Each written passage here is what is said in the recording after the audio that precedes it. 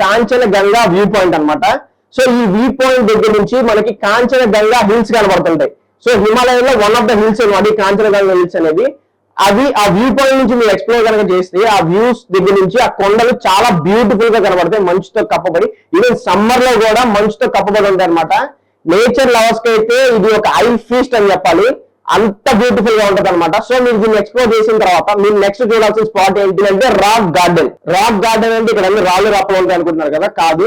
ఇక్కడ number of beautiful trees, plants, herbs దొరుకుతాయి. Plus ఇక్కడ వాటర్ ఫాల్స్ కూడా ఉంటాయి. ఈ వాటర్ ఫాల్స్ పేరు ఏంటి అంటే గంగామయి పార్క్ అన్నమాట.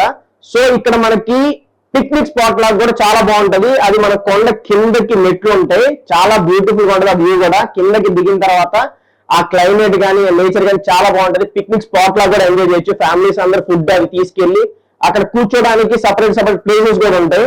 చాలా బాగుంటాయి అనమాట ఎక్స్ప్లోర్ చేయడానికి.